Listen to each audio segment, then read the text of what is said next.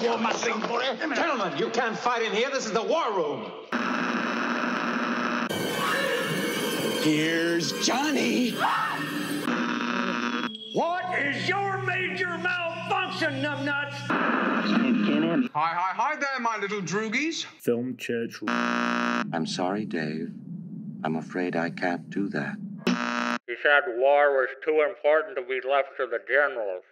He said that 50 years ago. He might have been right. But today, war is too important to be left to the politicians. They have neither the time, the training, nor the inclination for strategic thought. I can no longer sit back and allow communist infiltration, communist indoctrination, communist subversion, and the international communist conspiracy to sap and purify all of our precious bodily fluids.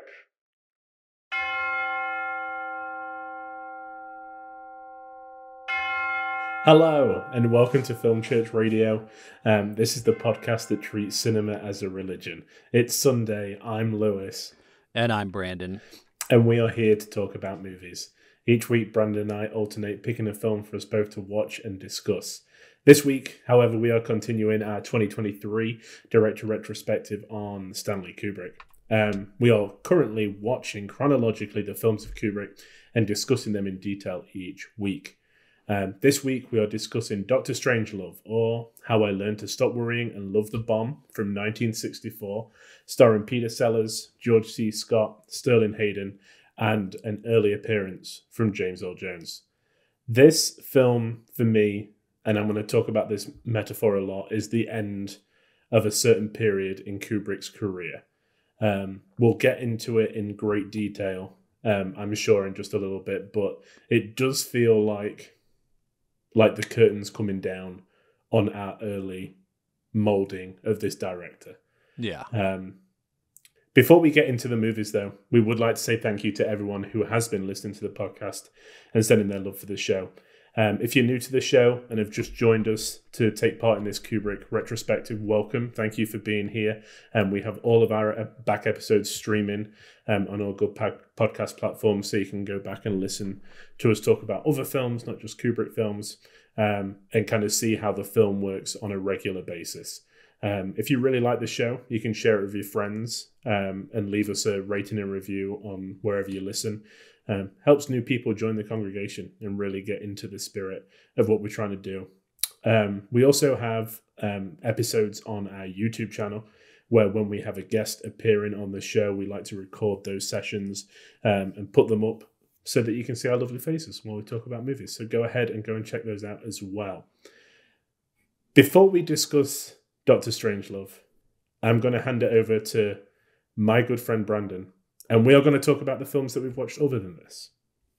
This is what we call the trailers section, just a preamble before we get to the main feature. So, Brandon, what have you been watching? So, I've been watching a couple of things, and just in case you're listening to this 100,000 years in the future or 100,000 years in the past, it is the year 2022. No, it's not. It's 2023. Oops. I looked at the movie. It says 2022, but I thought this movie came out in 2023. But I guess it's been out a little bit. Could have sworn it just came out. Yeah, because last time I went into the office, I go into the office once a month. Someone that I work with had just been to the cinema to see it, and that was end of January. It's still in cinema. I saw it 2 nights ago. But yeah, Letterboxd says 2022. So Avatar's been out for 10 weeks. I doubt that. I mean, I haven't heard your review, but I doubt it's got the legs of Avatar that came out just before Christmas. Yeah. I mean, people like this movie. It's a good movie. But I went and saw M3 GAN. AKA Megan. I tried to search for Megan on IMDb, and this movie would not come up. I had to type in M3 GAN. But yeah, I mean, I gave it 4 out of 5. It was it's a really fun watch. It's like, it's kind of, it's a PG-13 horror movie, and Yeah. so like those kind of horror movies, I feel like are more horror themed movies. Like, it's kind of something kids can still watch. Yeah. But it's a lot of that. Don't let that deter you if you're a horror movie fan. It's a great movie. It's very well written. It's a lot of fun. They're making a sequel because it's doing so well. I think it's worth watching. It was good to go see it in cinemas and get back out and go do something. Yeah. So. I'm jealous. Yeah, yeah. I mean, I actually haven't been to the movies in a while. I'm trying to think of what I saw before that. I guess it was The Whale. Yeah. But yeah, few and far in between right now. Yeah. Maybe like once a month is when I'm going right now. But I would like to go. I think my ideal theater experience would maybe be like 2 times a week. Yeah. Catch the new releases and then anything that you've missed. Yeah. Yeah. That would be nice. And just go see anything. Just everything. Yeah.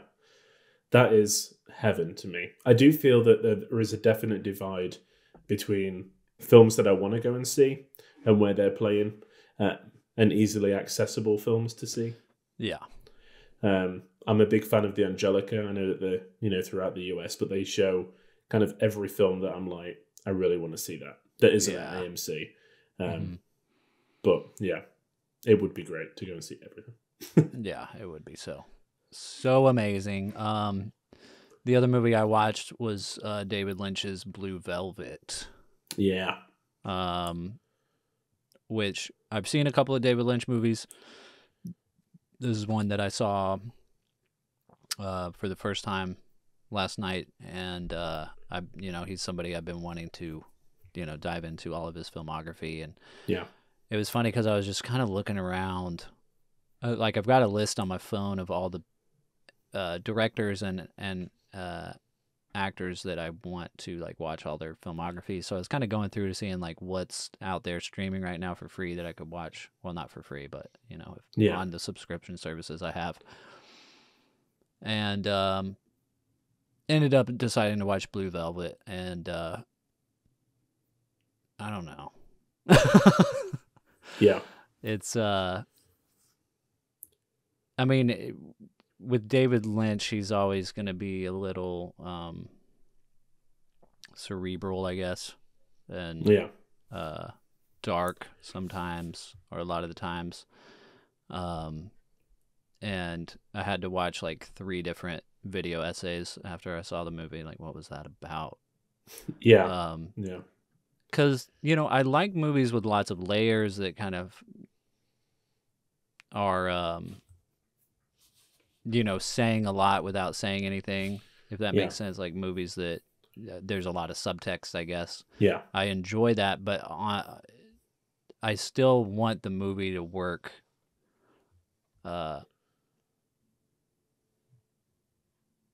just for people who aren't catching all the subtext, I guess. You know what I mean? Yeah. And maybe this movie will grow on me over time. I gave it 3.5 out of 5. I mean, it kept me interested. Yeah. But ultimately just kind of was like, kind of just left you with a weird, sick feeling, which is probably the intent. Yeah. You've seen the movie. What do you think? I have, yeah. I think Lynch is similar to Cronenberg for me in terms of there's a film or two in their filmography that I absolutely love. Yeah. I think it's absolutely incredible. But I do have a hard time really getting into them. And I think that I probably felt the same way as you on Blue Velvet. Just, I could appreciate the performances and what I was seeing. But I still felt a bit underwhelmed by it. Yeah. Which is, like I said, it's not everything's going to work for everybody. I gave it the same as you. I gave it 3.5. So I think that, but a lot of people do love it. And I think that maybe I need to go back and not care about the story, just look for something different. Because I'm such a fan of narrative that it's hard not to care about narrative. Yeah, exactly. Yeah. So, yeah. Yeah, I mean, and I like Dennis Hopper. Like an amazing actor. Yeah. But him in this movie was just so much. I'm sure there's an interview with him where he says that he was pretty much just playing himself. Ugh. I know, yeah.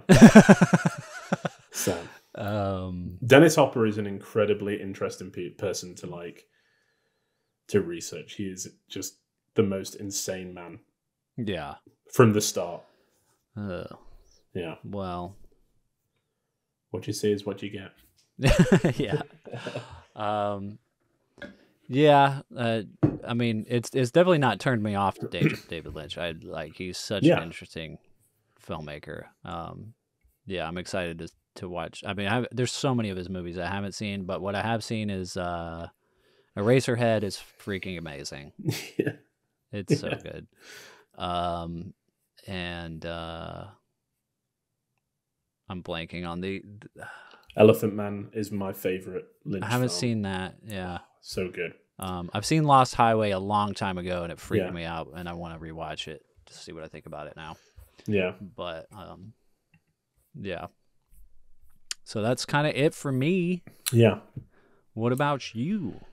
Well, I stumbled across a challenge. And you know me, Brandon, I'm never one to back down from a challenge. And this was something that I'd seen mentioned a few times on Twitter and never really followed up on it. But it's called the Criterion Challenge 2023. I did some digging, and basically what happens is there's a Letterboxd user called Ben, who I've tagged in the list that I've made on Letterboxd. So if you want to go and check this out, there's a link right there for you. And basically he's gone through, and there's 52 categories, one for each week of the year. And he's chosen a different, or they've chosen a different kind of theme for each week. So what you do is you go through each week and pick a film that's in the Criterion collection that you haven't seen for each week. And then you've got 52 films to watch throughout the year. Yeah. Did that make sense? Yeah, I think so. So I went through and made this list and got very excited about it. I love, especially Criterion and having a challenge to complete. So you make the list yourself? Yeah. So they give you basic themes to base it around, and there's links to where to find it, but you pick the film. Okay, so all the films that you picked you haven't seen? That's right. Okay. Yeah, so I hadn't seen any of them. And how I did it was, part of them were films that I'd already bought on Criterion that I hadn't watched yet, as an effort just to get them off the shelf. And others were films that may have been included in Sight and Sound's top 100 films ever list that came out last year. It was just a mixture of everything, things that I really wanted to tick off the to watch list. So I made this list, and then I started and I watched Black Narcissus, The Magnificent Ambersons, and Le Corbeau, which is The Raven. And yeah, I'm having such a good time with it. So nice. Black Narcissus from 1947, a Powell and Pressburger film, who Scorsese absolutely loves Powell and Pressburger. And this was for the category Faith on Film. So this was the first one I watched. And you know me, Brandon, I'm a sucker for people questioning their religion on film. Yeah. And this is a group of nuns that get sent to kind of create a nunnery in a deserted mountain in Tibet. Okay. It is the most visually stunning film I think I've ever seen. Wow. And it's, questioning faith and what it is to be a woman, and isolation, and all the good stuff that rolls into making an incredible film.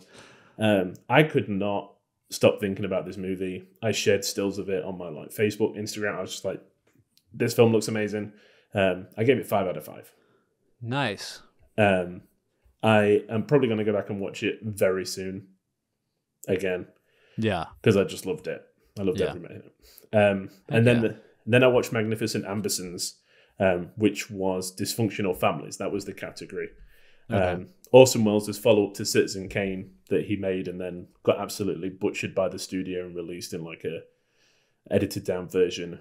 And it is good, but you just get the feeling of what it could have been. Yeah. You can just tell that like huge portions of it are missing.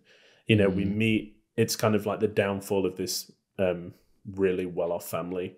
And we spend a lot of time getting to like meet them all and kind of learn them. And then all of a sudden it kind of like fast forwards and it's just like main things because it's over in like 89 minutes. Okay.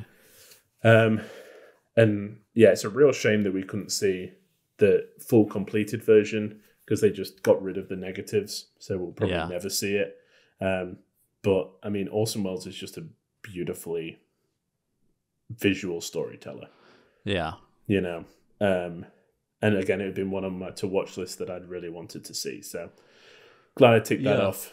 And then The Raven, the category for that is pretty simple, 1940s. And it's a French film by a director that I discovered a few years ago, Henri-Georges Clouzot, about a small town and these poison pen letters get sent out to the members of the town, basically saying, I know all the bad stuff that you're doing. Made during the Nazi occupation of France. It's a French film and pretty much disregarded at the time because there's no likable character in it. And it's just a really harsh look at, civilization, I guess. Again, I did really like it. I gave it 3.5. It was very interesting. I think that in terms of what I'd seen, it wasn't as inventive as the last two. But that was like, it's hard to hold it against something else. You've got to watch it on its own merit. But I still enjoyed it. I like Clouzot a lot. So sweet. Yeah, I recommend everybody, if you are a fan of Criterion and you are on Letterboxd, to just have a go at the list. At least kind of go through and see what your list would look like. Yeah, exactly. Yeah. Because I was like, the first category is kind of just a random number generator. So whatever number you get on this random number generator, that's the spine number that you watch. So I was like, I'm just going to see what it throws me. I've seen a few. And it was the one Chaplin film I haven't seen. And I was like, okay, I'm doing this. This is a sign. Nice. I've got to do it. So I'll be talking about this a lot probably in the coming weeks. So does the generator, is it built into Letterboxd or it's on a different site? Just Google, yeah. So what I did was you enter, it goes from 1 to the spine number, so like 1100, I think they're on at the moment. And then on Google, I just like random number generator, and it was just like 600 and whatever. Oh, okay. So so it wasn't like it was built into the algorithm of Letterboxd and knew that you hadn't seen that. No, but the handy thing is most of the categories have got like hyperlinked. So the second category is made in Belgium, and if you hit that, it takes you to the Criterion page for all the films that are from Belgium in the collection. Sweet. So it's pretty easy to kind of put together. Yeah. Nice. That sounds fun. I'm going to do that. Yeah. It just kind of adds a little bit of spice to your film watching. Yeah. Add some spice to your film life. That's it. Yeah. And there was a lot that I could have picked. It was hard to narrow it down. But I know that the guy who came up with it did it like the last few years. So I'm hoping this would be an ongoing tradition. Yeah. That's cool. Yeah. But apart from those, the other film that we've been watching is our feature presentation.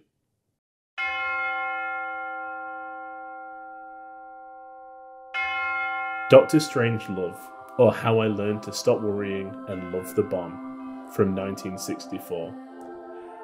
The tagline is the hotline suspense comedy, and the Letterboxd summary is, after the insane General Jack D. Ripper initiates a nuclear strike on the Soviet Union, a war room full of politicians, generals, and a Russian diplomat all frantically try to stop the nuclear strike. This is a film that Brandon and I have both watched, and the reason I know that we've both watched it is because we did a couple of trial episodes before going live, and this was one of the films that we talked about in one of those episodes. Yeah. But it has been nearly 2 years, I guess. Yeah. Since we kind of did that. So a lot has changed since then. And I feel like a different understanding of Kubrick as well. For sure. And so this is not just the second time you've seen it, Brendan. You've seen this a few times, correct?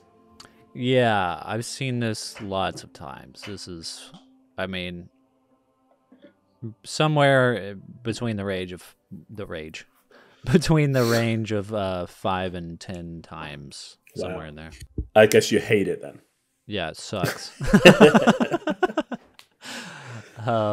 Nah, this movie is great, man. Like this, I love actors. Like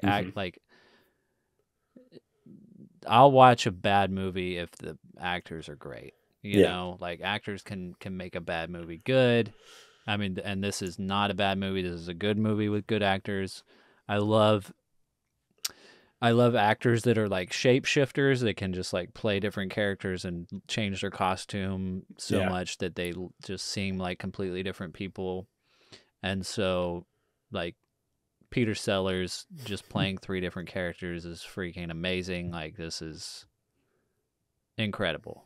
Yeah. Incredible. But surprisingly, even though Peter Sellers is clearly stealing the show, it's like George C. Scott and Sterling Hayden and Slim Pickens, like they hold up. You know, their characters are so good that they stand toe to toe with Peter Sellers throughout this whole movie and are just as good characters. Yeah, agreed. The cast of characters really remind me of Looney Tunes in that they are kind of such a caricature of the people that they're portraying that it just kind of fits in. Mm-hmm. You know, it's such a cartoony way to present these characters. Well, even to the point where George C. Scott is like what's that movie? The Rescuers Down Under, where he plays like the villain, but also like like he is the same character as a cartoon in that movie that he is in this. Exactly. Like even to the dramatic, like when he's like holding, like when the president's on the phone and he's like holding his hand on his head, and he just like every time it cuts back to him, like his veins on his neck are sticking out more and more, and he's just like sinking more and more, and his eyes are opening wider and wider. Yeah, it's just comedy gold. Yeah, it is, and I think that, you know, obviously Peter Sellers is incredible throughout the film. I don't think there's one character that he doesn't have a great time playing. You know, which I know he was apprehensive about, like playing 3 characters, because Alec Guinness had done it before in Kind Hearts and Coronets, and he was a bit worried that he would be like. Not as good. And compared in like reviews and stuff, like can he do it as well? But I think, he's just like, he's such a chameleon. He can just like morph into these different characters. Yeah. So how do you feel about it? I mean, you know, you saw this movie for the first time 2 years ago. Yeah. For, like you said, for our test episode of Film Church Radio that we'll maybe put out there one day for folks to see. But I think I remember you liking it. Yeah. But how is it? What's it like going back and rewatching it with fresh eyes again? And just like, it seems like this movie, like the more years that go by, the less, I don't know. It's still funny, but it's also just like, it's a little close to home. Yeah, exactly. I think the first time I watched it, I was aware of like the big moments in the film. Like I'd heard the "Gentlemen, you can't fight in here. This is the war room" line. I'd seen parodies of riding the bomb, you know, all that kind of stuff. So it was kind of like, okay, when are these things going to show up? You know, is it going to be like as iconic as pop culture has made it? And then the second time, because I'd obviously seen it and I knew what was coming, I could just like sink into it a lot more. And I did find it it is hilarious. I think that I really like Captain Mandrake this time. I can't remember much of the scenes between Mandrake and Ripper before. Yeah. But they're my favorite scenes now. Yeah. You know, the locked in the office, just the conversations that they're having. And just like trying to get out of this situation. He's Yeah. like, the string in my leg is gone. Yeah. The string. But yeah, I mean, it does improve Overwatches, and I can't imagine what it was like seeing it in 64 with not having any kind of idea of what was coming. And I think this time, especially because we're watching it chronologically, I can see that development from Kubrick. I can see his eye for the shot and kind of the placement of the camera and what's in the shot has just got better every single film. Yeah. You know, Lolita, there was big, long set pieces where the camera kind of didn't move. He found the shot. Whereas here, I feel like every shot is, you know, he tests himself. We've got the cramped confines of a plane. You know, we've got a single room, and then we've got the water. It all takes place in rooms, you know. But he still seems to make them come alive, and it's just an incredible film. Yeah. So. Yeah, man. I mean, it's funny. It's like there's parts of this movie. I guess it's, you know, if you put a couple of years in between, I think that's a good amount of time, you know, to forget at least a couple of the jokes. Yeah. So that when you watch it again, it's still funny. Because watching it this time, it's like, you know, there's so many like tongue-in-cheek things going on in the beginning of throughout the whole film. I mean, like the film starts with like the plane sex, like the plane, you know, refueling the other plane, and then you know, but it's like you watch that a million times, and you're like, ha, you know, it's like not that funny anymore. But the part that just like made me burst out laughing, even though I've seen this film so many times, is the part when like George C. Scott's on the phone, and you know he's wearing his boxers, and he's like, "Well, I'll tell you what you do, old buddy," and he like slaps his stomach, just like. So I don't know. I just bursted out laughing. Yeah. It just gets me. And what's like kind of crazy, like just like having gone through all of Kubrick's films up to this point, knowing like his background was not acting in any way.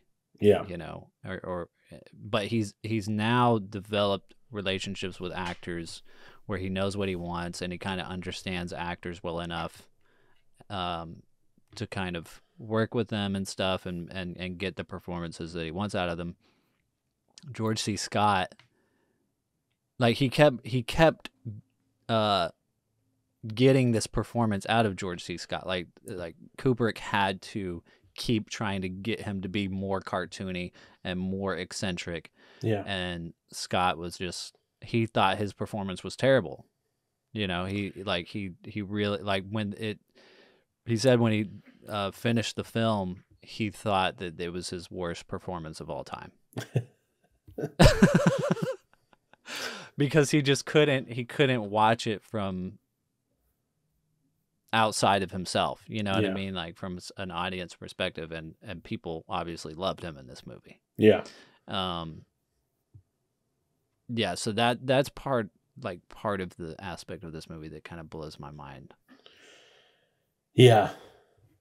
Yeah, I agree. I think in Sellers is not an easy person to play across from, and I think that you can tell that. I think he kind of the parts I laughed at the most was especially the president reacting to news, just like the kind of his wide-eyed response, and then instantly kind of come back down to like a neutral, just those little flashes of kind of panic, which I absolutely loved. And I think that it would have been impossible to play across from that. You needed George C. Scott to be the character that he is against that, for it to work, And then obviously you've got Dr. Strangelove, who, I mean, I don't think I laugh as hard at anything as the last line where he's like, "I can walk." It's such a perfect end to the film. Because it's so bizarre and just ridiculous. It's like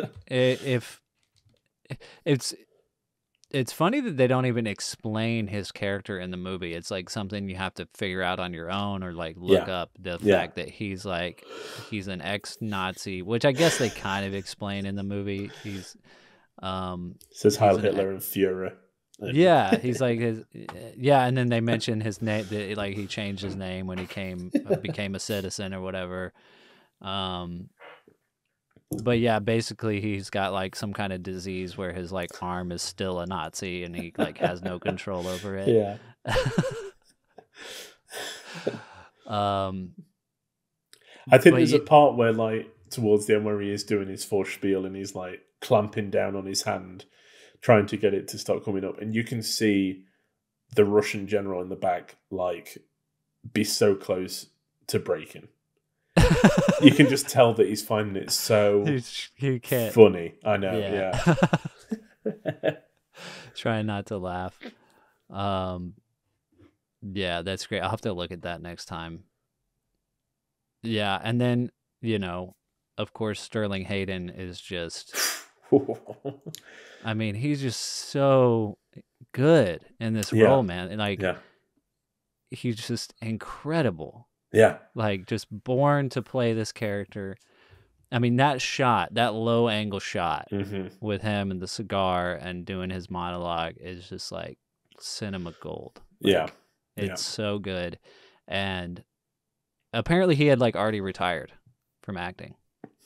Then he does this and The Godfather. Like, it's just crazy. Yeah, what an encore. Yeah, I mean, this is, I think, like going back to that Looney Tunes analogy, is that like you just have to look at Sterling Hayden and you can understand this character. I don't think they really have to say much about like who he's been to get to this point, because he just looks like a tired army veteran. There's something about his face, and I think that it's such a stroke of genius to get him back working with Kubrick for this role. I mean, it's great. And I think this is where at the top of the show we talked about, this feels like the end of early Kubrick in a way, the beginnings, because we've seen the developments throughout, and this is kind of, there's a lot of people that he's working with in Strangelove that he's worked with in the past that kind of started his career. It's kind of like a big, like they're taking a bow, together on stage. That's how I see it. This is like their final hurrah before Kubrick, goes to the next level. Yeah, because I mean, I guess what you could look at all of these films through Dr. Strangelove as kind of student films in a way, and they're not student films, but they're he's working with very low budgets. Apart from like Spartacus, which was a director for hire thing, but he's working with very low budgets and all black and white, which is a cost. They shot on black and white because it's cheaper. But it's like he's proven himself so many times at this point. That he deserves to be on this national stage of creating this art. Time after time he's gotten these opportunities to make these films with low budgets, and instead of just delivering something that will make money, he creates something that no one else could ever make. Um, and so after this, like, although like I think Dr. Strangelove is one of his best movies, it's like after this, like you said, he's just unleashed. It's like you get full CinemaScope color. Yeah. Gets to pick and choose anybody he wants to work with. And I mean, and then keeps proving himself with every single thing he does.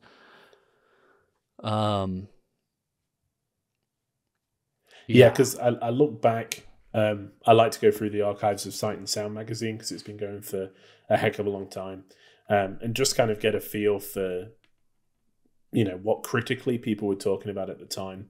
And then I think it's the, maybe the winter issue of 1964. There's 3 separate articles about Kubrick in Sight and Sound. There's the review of Strangelove, and then there is a small interview where they ask him how he gets funding and how he kind of sets up making a film. And then there's a full 4 or 5 page feature called How I Learned to Stop Worrying and Love Kubrick. Basically, it's just saying, this is where he's come from. These are the themes that he's interested in. Like, look at him grow as a filmmaker. Yeah. And I think that it's indicative. It just shows at this time that critically people were paying attention. Mm-hmm. Audiences were going to see his films. Like, he had reached that point where he was going to take that next step. Yeah. And it's pretty incredible. Like, when we've gone through each film and we've been like, yeah, this didn't really make money. It got made kind of by accident, and now we're to this point pretty quickly where it's like every film he's done has been either critically or commercially successful, and sometimes both, and there isn't a dud in the list. Yeah. All of a sudden he's come from, like, he's trying to get these films made to, I have a back catalogue of really strong films and I'm being taken seriously. Yeah. Which is pretty incredible. Yeah, for sure. He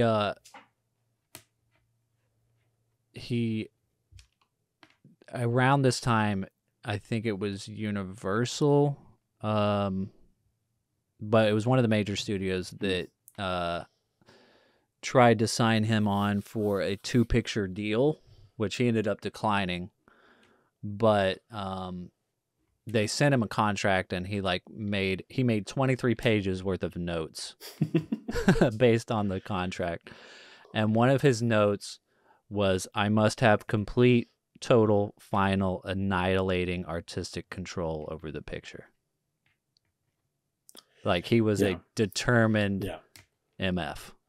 Yeah, I mean, but we've seen that from day one. Yeah, exactly. I think Spartacus is the kind of is the worst of his films because he didn't have control and he just phoned it in terms of like his passion for the project.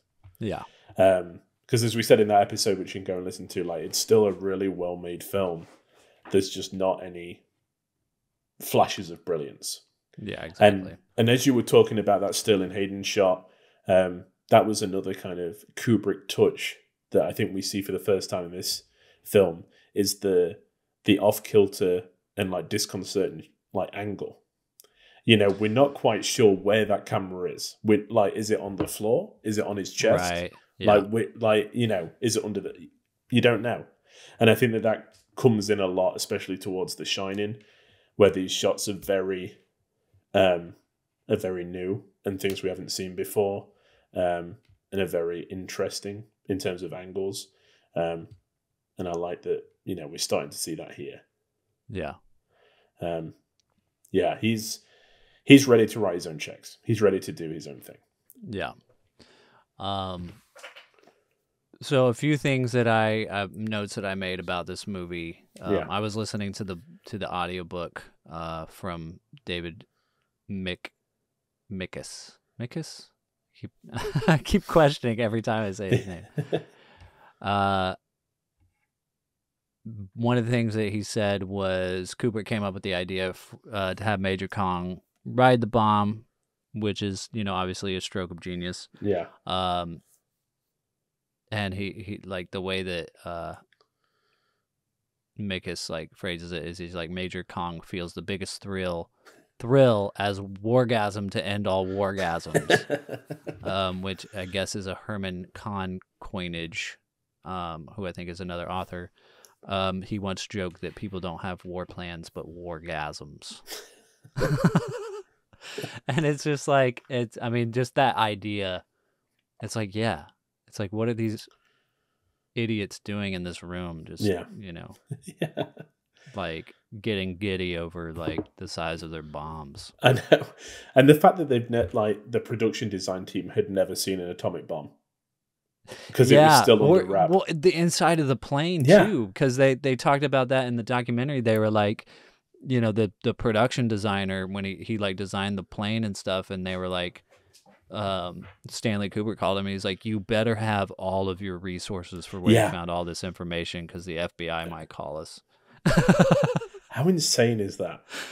Yeah. But I mean, if I was in the FBI and I saw something like that with no plans released, I'd be like, Kubrick was so meticulous in Paths of Glory, especially like he knew what kind of cigarettes the soldiers were smoking. Yeah. You know, of course he's going to have found something. But apparently it was just from like fan magazines. It was like people that were obsessed with planes had written into fan magazines speculating what it would look like. And they just went off that. That's crazy. So it was just like as close to, expertise as it gets. Yeah. Because the military would not, they would not allow that. They didn't cooperate in the making of this film, I should say. No, they did not. I think that what Kubrick is really good at is letting the natural form of the film take place. Leading on from that with the fact that he didn't really get any cooperation. The book that it's based on is a very serious look at atomic warfare and kind of what can happen. And they said that as they were writing this very serious script, a lot of people were like, Americans don't want to go and see a film about atomic warfare, especially with Cold War going on.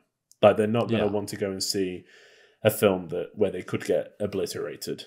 And they said that when they were writing it, there were a few times where they kind of went into comedy, but they tried to keep it as serious as possible and like reframed. And then one day Kubrick was just like, I want to make it a comedy. Yeah. And again, stroke of genius, because not only do Americans go and see it, but it becomes, incredibly popular. And I don't know, it's like influential. It's one of the greatest comedies ever. Yeah. It's got to be in the top 50 greatest comedies of all time. And it seems like such an obvious choice to us now is to be like, if you were worried that audience didn't want to go and see it, but you still wanted to tell this story, make it a parody. It's like, yeah, of course. Yeah.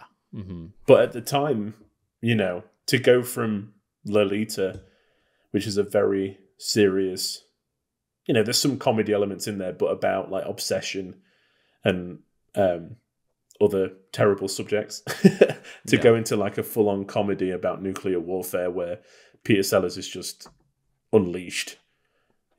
It's such a 180. Well, it's interesting because, Paths of Glory, which is another war film, it's very similar to this, but it is serious. Yeah.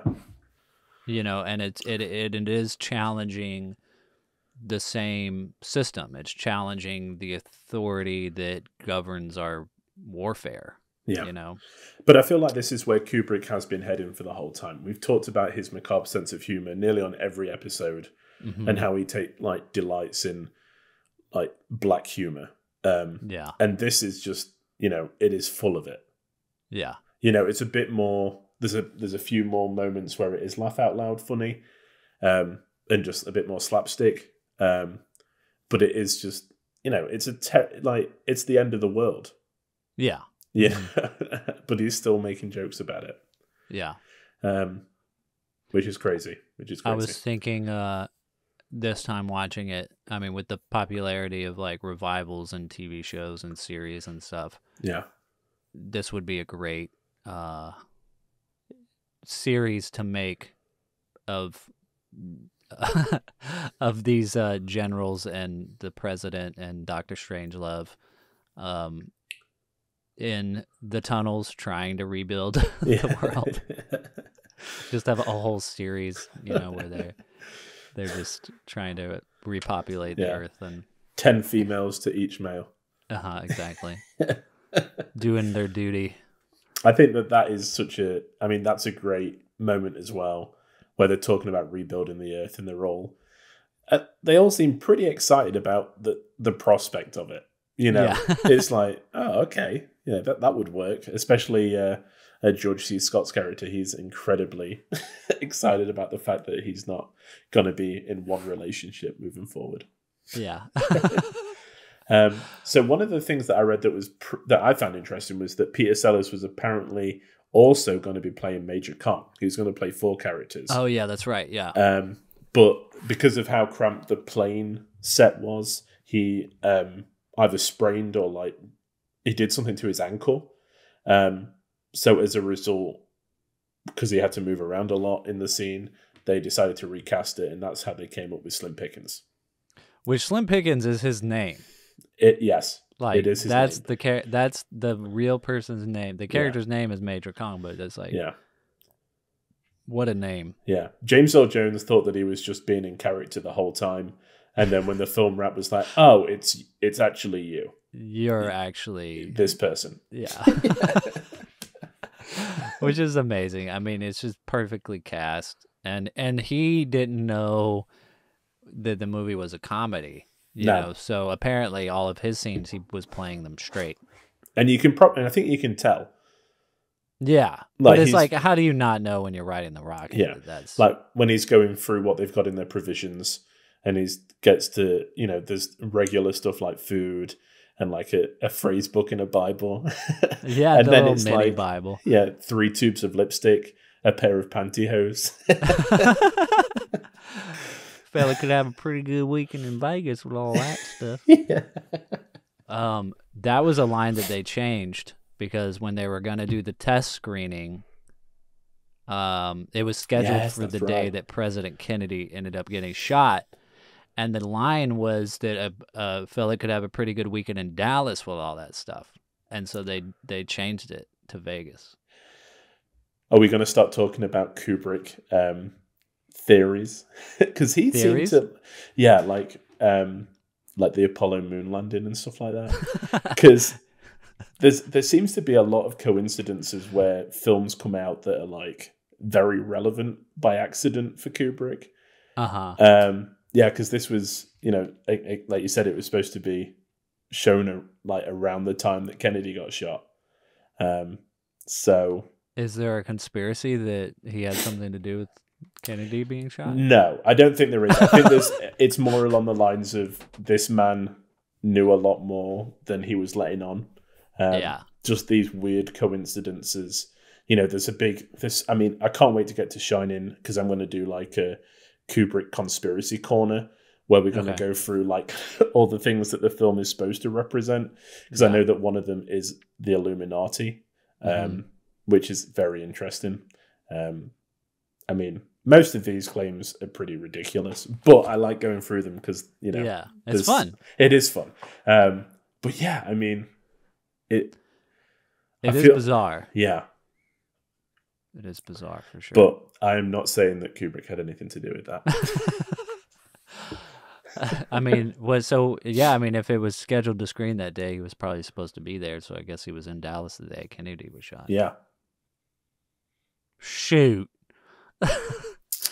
Uh-oh. So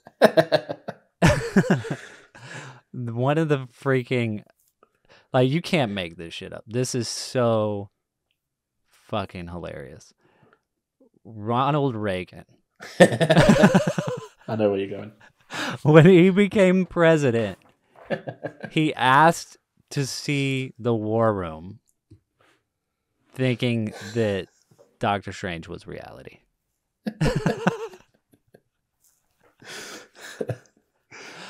Oh dear. Yeah. So, what's funny and not funny about this film is like, when this came out, it was like obviously hilarious and still is. Yeah. But like the Sterling Hayden character, Jack D. Ripper is his name. He wasn't like, he was just a character. But it's like years after this movie was out, like they released documents about this time period and some of the generals and stuff, and it wasn't too far off from some of the eccentric people that were running the military and their crazy ideas and their paranoia about Russia and the commies and all of that jazz. So, when you dive into history, the movie is like less of a comedy and more of a documentary. Yeah. Unfortunately. And, could still be a documentary based on today's day and age too. Because it's like, what's so freaking hilarious about Peter Sellers when he is talking with the Russian president and trying to, break the news that there's bombs nuclear bombs headed to bomb their country. It just reminds me of like when Trump was president, and Trump was like, "Oh, I'm really good with people. Yeah, I'm really good with talking to people. Like he's a sales guy. He's a businessman. He's really good with, building those relationships and whatever." And like when Trump first was elected, before he was inaugurated, and he sat down with Barack Obama, which presidents always do, except for this last time because Trump wouldn't sit down with Biden. Trump sat down with Barack Obama, and he tried to basically tell him the main thing he needed to worry about was like foreign policy and stuff. And Trump was just like, "Oh, I got this. Like, I know how to talk to people and be personable and all this stuff." And that's what this scene reminds me of, because Peter Sellers is just like, "Now, Dimitri, we've always talked about the possibility of the bomb. Dimitri, the hydrogen bomb. Well, let me finish, Dimitri." Like, it's that in a nutshell. Yeah. And it's just like, because the presidency, it's almost a joke. It's like, it's a popularity contest. Yeah. It's like, who's the best, public figure. And it's like the things you actually need to do that job are not, what we're voting for. Yeah. It's not, it's not something that Miss America could do. Exactly, which is what it is. Yeah. And that's no like slander to Miss America, because I know that a lot of great people have come out of that competition, but that whole like the empty voidness of that show and how it's just like, what's your special talent? In a debate, if whoever was debating had come out and been like, "I can play the banjo with my feet," people would be like, "Cool, you get my vote." Yeah. I got 6 toes.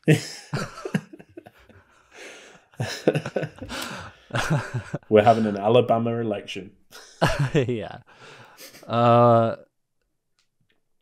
Yeah, man. It's just like the movie just gets better and better every time you watch it.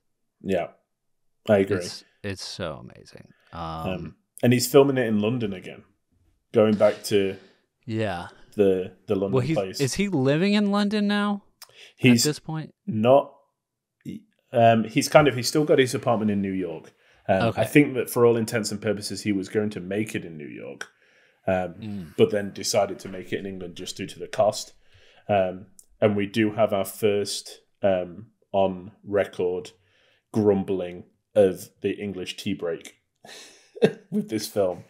Oh, really? Yeah, he talked to a reporter for Variety and said the only thing that does bother me in Britain is the difficulty over arranging overtime in a hurry and the tea breaks. He said tea costs the producer a half an hour a day every shooting day, 50 minutes every morning and afternoon, and to get the crew to stay on for some overtime, which might be absolutely essential to the schedule of the production, you have to go through such a rigmarole, it is not worth the trouble. Oh my God. But I guess it was better than the problems he was dealing with in America, though. Yes. Yeah. And I think that he'd already spoken of his love for like the German crews that he filmed with while making Passive Glory, because of just how dedicated and industrial they were. You know, they just worked and worked and worked. Yeah. And I think that he was finding the same thing in England. You know, he did delegate a lot of the non-creative things to people. As the book I'm reading says that he kind of double checks and triple checks everything, but he delegated a lot. Anything creative, he was all over it. Yeah. He would not delegate it. So I think that if he could trust, you know, the crew to do what he needed them to do, then that's it. And I think he found that in England. Yeah. Yeah. That's which awesome. Makes me happy. Yeah, for sure. Yeah. Should I go move to England and make films? Yeah, I would. They're producing some good films at the moment, so. Yeah. Let's do it. Yeah, that's right. Anything else about this movie? Oh, you're hosting. I'm sorry. Anything else about this movie, Brandon, that you want to talk about? Well, now that you mention it, it is interesting. The film actually led to changes in policy to ensure events in the film could never actually occur. Oh, really? Yeah. Well, so says IMDb. Oh. Where is your reason in IMDb? I don't know. I don't know who's allowed to post stuff on IMDb. Who posts this stuff? Anybody, I think. But I do know where it's coming from. I'm sure there's like there would be a fail-safe. Yeah. It wouldn't just be the person that has sent it off needs to give the code. There would be like an override. I'm sure. Yeah, well, it's like he kind of does the same scene in Passive Glory where the guy is like, he orders his generals to fire on their own men, and the general is like, I need this in writing. Yeah. Yeah. So that I don't get in trouble for it. Mm-hmm. Which is why I think Passive Glory and this movie would kind of be a perfect double feature. Yeah. Of course, when we did our test episode, I said Mr. Smith Goes to Washington, and this movie would be a perfect double feature. But, you know. I think this film... Triple feature. Yeah, this just goes with anything. It's like ice cream. That's right. It's like jeans. It's comfortable. You know, it looks good. You can wear it wherever. Have you not watched the Bo Burnham's deleted scenes yet? No, I haven't. Bro, you got to go watch that. Did I just make it? It's so good that they put it on Netflix. It was originally just free. Well, yeah, it was originally just free on YouTube, and then they're like, Netflix bought it but it's still free on YouTube. They're like, we'll take it. Yeah. Anyway. Wow. Yeah. Yeah, he has a whole like fake jeans commercial. Cool. Yeah, I'll have to check it out. I mean, it's a real jeans commercial, but fake. Yeah. He's wearing real jeans. Okay, good. Yeah, they're not fake jeans in a jeans. real commercial. Yeah. He's not selling us fake jeans. Yeah.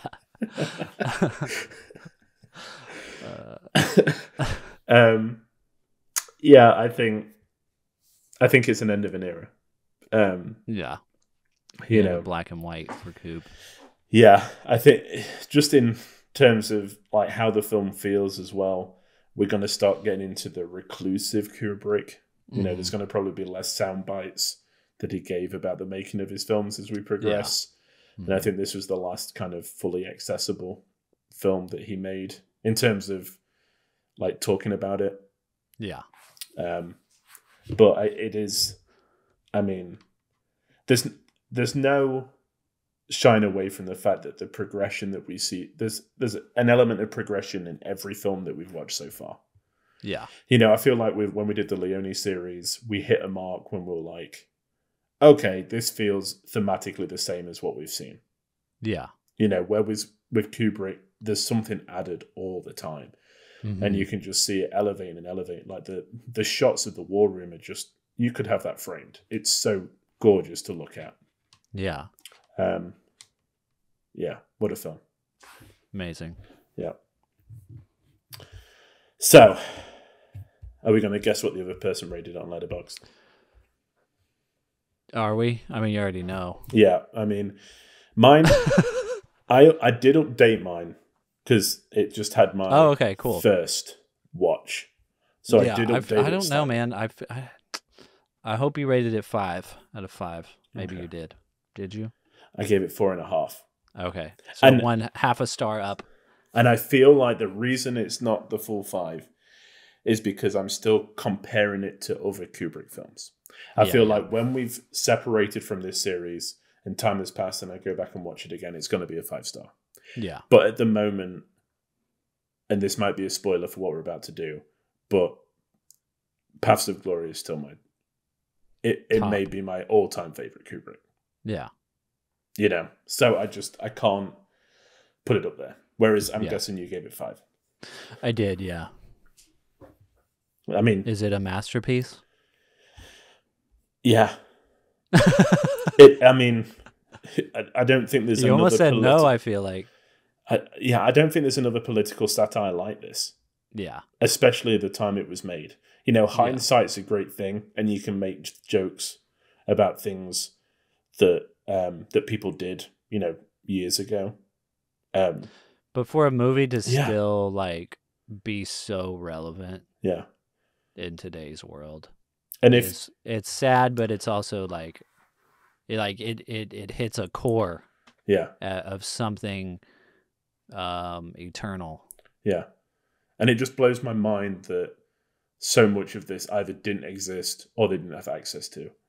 Yeah. And it still is as believable, and like it doesn't, you know, because the bomb, I know that it, you know, it could have been, and the plane itself, it could have been any design, you know, you got a vague idea of what a bomb would look like, but it could have been like, it could have been ridiculous. It could have been a big round ball with like a fuse that you lit, you know, it could have been anything. Yeah.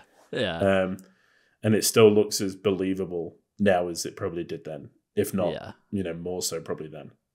Yeah. So, yeah, it's a masterpiece. Nice. Cool. Well, it sounds like on our Kubrick ranking, you wouldn't put it above Paths of Glory. I don't think so. Yeah. For me, I think that, I mean, The Killing, I've got a real soft spot for. And I want to say this every week. Yeah. But I think... Why is that spot so soft? I don't know. Maybe it's just still in Hayden's like hard exterior. I'm just counteracting it with a soft touch. Yeah. But I think, and this is what it comes down to for me, I think this is a better made film and a better all-round picture. Yeah. So, I mean, it would definitely go above The Killing, is what I'm saying. But but for you, I know this is going to be, like, this is better than Paths of Glory for you, right? Yeah, I feel like it is, but it's also because I've been watching this movie for 20 years. Mm-hmm. So, you know, and I just saw Paths of Glory, what was that, like a month ago? Yeah. For the first time, which Paths of Glory is amazing. It is. But, I mean, I'm going to leave this up to you because... Me? I feel like... I feel like I won with putting The Killing over Killer's Kiss. I guess. But see, in total point value, like if you're going 10 out of 10, yeah, Paths of Glory has 10 out of 10, And does. right now, Dr. Strangelove has 9.5. I just can't get over the shot of Paths of Glory of them going over the top and the tracking shot through the no man's land. Yeah. I just love it. Yeah.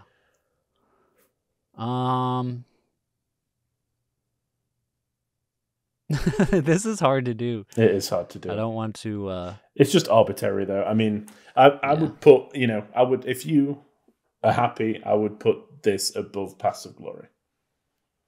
Yeah, it's hard to say. It's like there's so many perspectives you can look at it from. It's like, okay, if we're talking about if somebody's only going to ever watch one Kubrick movie, should they watch Paths of Glory or should they watch Dr. Strangelove? Yeah.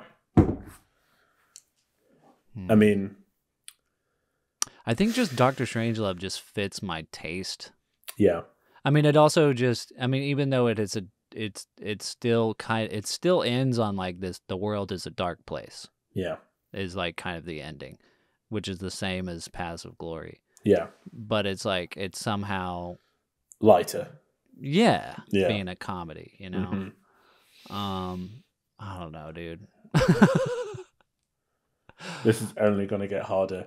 And this is the thing for me. I just know that when Paths of Glory is knocked off the top, it's only going down. Because I know what we've got to come. Yeah. And I'm like, I don't like... No. Yeah, I know. Yeah. But, I mean... Yeah. I think we should maybe just put Dr. Strangelove under Paths of Glory just because of the point totals. Because you gave it 4.5. Because you gave Dr. Strangelove 4.5, I mean. Yeah.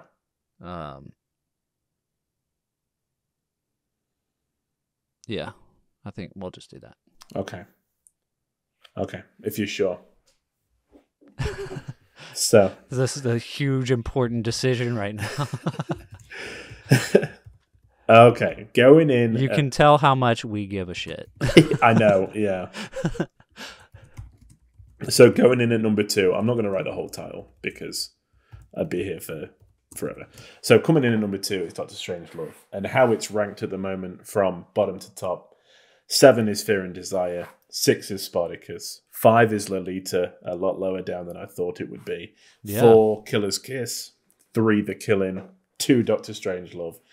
And 1, Paths of Glory. I almost want to change my mind about Lolita. Just because Peter Sellers is so good. I know. Yeah, I mean, the Sight and Sound article that I read did make me kind of start to reconsider it as well. Yeah. Maybe we were overly harsh in it. I don't know. Maybe just the funk from Spartacus. Uh-huh. But we can change it later. I think, yeah. I mean... the only place it would go is just above Killer's Kiss. And I think we both probably had a better time with Killer's Kiss. Yeah, exactly, yeah. This is going to get real difficult as we go along. Yeah, for real. Talking of which, Brandon, what are we going to be watching next week? Next week, Lewis, we're going to be watching 2001, A Space Odyssey from 1968. Never heard of it. Hope it's good. Here we go. It's man, it's gonna be a blast. Yeah, into space. If this was a Kubrick concert, he's played the slow jams. Now it's the hits. So hold on to your butts. Here we go. I think that brings us to the end of the show. You can find the show on Twitter and Instagram at Film Church Radio, and you can follow us individually on Letterboxd. Brandon is at Selman Scope, and I am at Walker Lewis 3007 to keep up with what we've been watching. And like I said, I have got the link to that Criterion Challenge 2023 on there if you are so inclined and want to take part. You can also go back and listen to all the episodes streaming on all good podcast platforms. Please leave us a rating review so we know if you like the film, if you didn't, and if you're excited to watch 2001 A Space Odyssey with us. All that's left to say though, Brandon, is Colonel, can you possibly imagine what is going to happen to you, your frame, outlook, way of life, and everything when they learn that you have obstructed a telephone call to the President of the United States? Can you imagine? Shoot it off. Shoot. With a gun. That's what the bullets are for, you twit. Okay, I'm gonna get your money for you. But if you don't get the President of the United States on the phone, you know what's gonna happen to you? What? You're gonna have to answer to the Coca-Cola Company. Oh, and Shug, don't forget to say your prayers. That's right. Amen. Amen. End of the world as we know it.